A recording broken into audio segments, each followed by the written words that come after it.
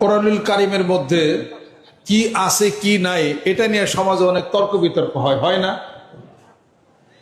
সেই তর্ক বিতর্কের সম্মুখীন আমরা হই।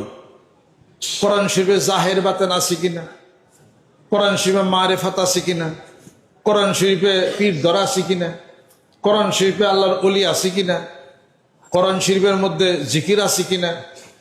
কোরআনুল কারিমের মধ্যে এমন কোন দিক নির্দেশনা নাই এটা আপনি বলতে পারবেন না, যা মানবের কল্যাণকর, যা পরকাল সম্পর্কিত, যা নবী রসুল সম্পর্কিত, যা আপনার জীবন সম্পর্কিত, যা আপনার নাজাত সম্পর্কিত, যা জাহান্নাম সম্পর্কিত, যা জান্নাত সম্পর্কিত, যা পারিবারিক জীবন, যা রাষ্ট্রীয় জীবন, সকল কিছুর আলাপ আলোচনা কোরআনুল কারিমের মধ্যে আছে। সমস্যা পাই না কেন? পাই না মানে কোরআনুল কারিম, মুসলমান কোরআনুল কারিম সকালবেলা খোলে না, কোরআনুল কারিম কেউ খুলে না, খুলে দেখে না যে কি আল্লাহ পাক বলছেন।